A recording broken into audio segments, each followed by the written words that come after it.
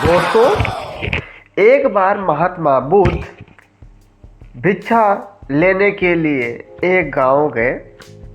उस गांव के लोगों ने उन्हें बड़े प्यार से भिक्षा दी कि तभी एक व्यक्ति वहां पर आया और बुद्ध को भिक्षा देकर कहा, हे प्रभु, मेरे मन में एक सवाल है जो काफ़ी समय से चल रहा है। मुझे आपसे उसका उत्तर चाहिए। बुद्ध ने कहा, पूछो भाई। हम सभी के जीवन में, तो व्यक्ति ने कहा, हम सभी के जीवन में सुख दुख उतार चढ़ाव लगा ही रहता है। हम सभी अपने जीवन के उलझनों में इतना उलझ जाते हैं, इतना उलझे रहते हैं कि उसे करीब से समझ ही नहीं पाते हैं, ना जीवन जी पाते हैं, बस भागे जाते हैं। तो कभी अपने घर की जिम्मेदारियों के पीछे, तो कभी सपनों के पीछे। परंतु जब हम उसमें असफल हो जाते हैं तो खुद को कोसने लगते हैं। हमें ये जीवन व्यर्थ सा लगने लगता है। हम लोगों की बातों में आ जाते हैं।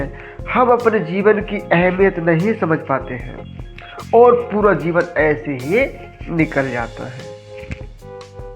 हम अंतिम समय में अफसोस व्यक्त करते हैं और कहते हैं कि काश जीवन को सही से जिया होता, उसकी अहमियत समझी होती।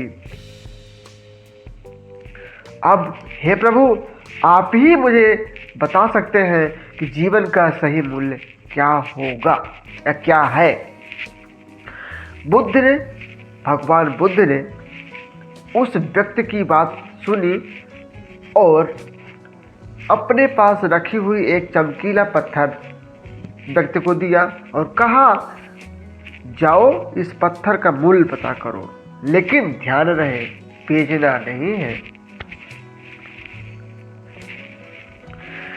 व्यक्ति भगवान बुद्ध से पत्थर लिया और बाजार की तरफ निकल गया।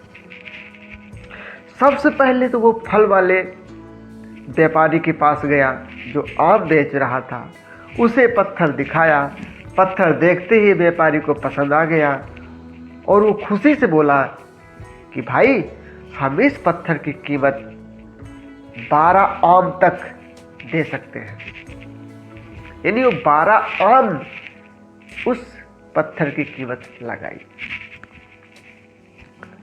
भाई आगे गया दूसरी दुकान पे, जहां पे सब्जी की दुकान थी। वो सब्जी का व्यापार किया हुआ व्यापारी था। पत्थर वाले भाई साहब व्यापारी को पत्थर दिखाए। व्यापारी पत्थर देखते ही बड़ा खुश हुआ। बोला, ये तो बड़ा चमकीला सुंदर पत्थर है, इसका हम 1 बोरी आलू तक कीमत दे सकते हैं।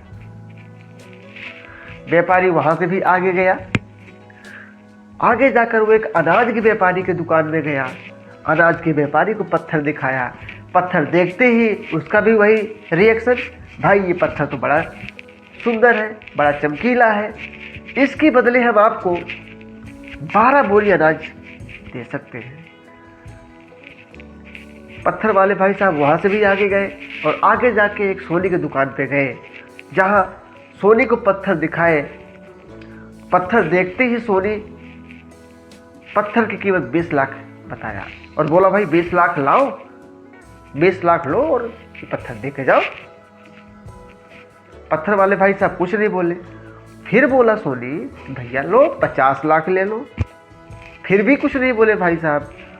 तो सोनी बोला, अरे भाई आप ही बता दो कि क्या कीमत इसकी देना है।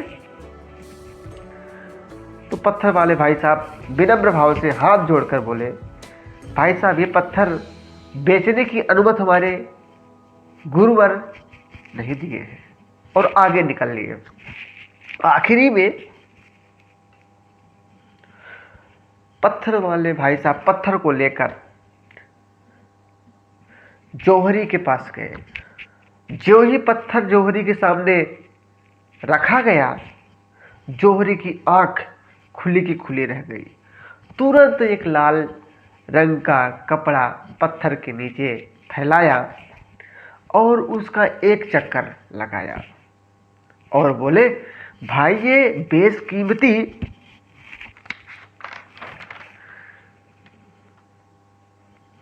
हीरा कहाँ से लेकर आए हो? ये तो रूबी है।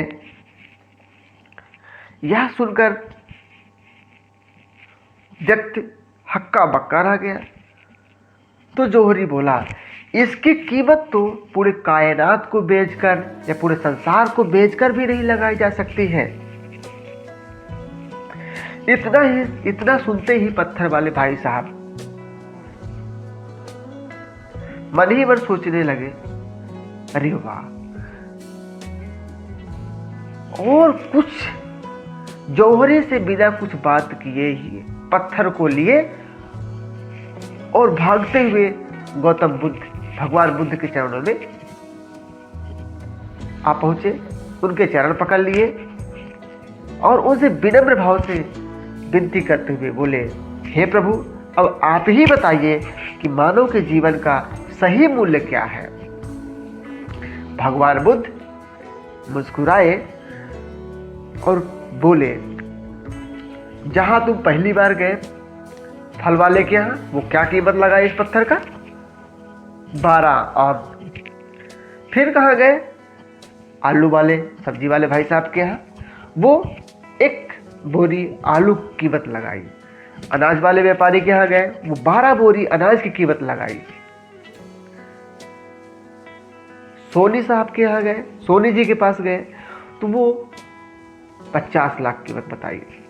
आखिरी में जब आप जौहरी के पास गए तो वो ये रूबी और बेशकीमती बताया,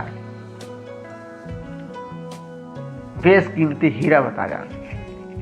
भाई ठीक इसी प्रकार तुम्हारे जीवन का भी यही स्थिति है।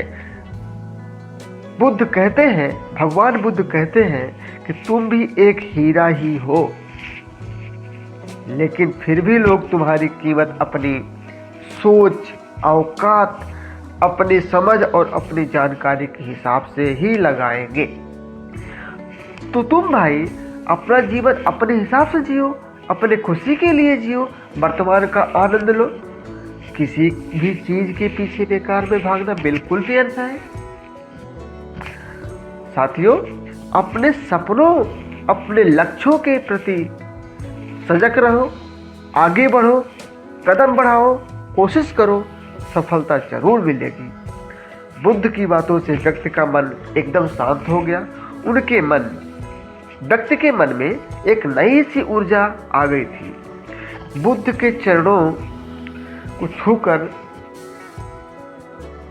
उनको धन्यवाद कहकर चुपचाप व्यक्ति चला गया।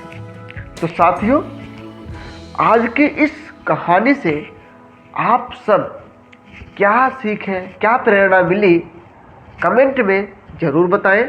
धन्यवाद।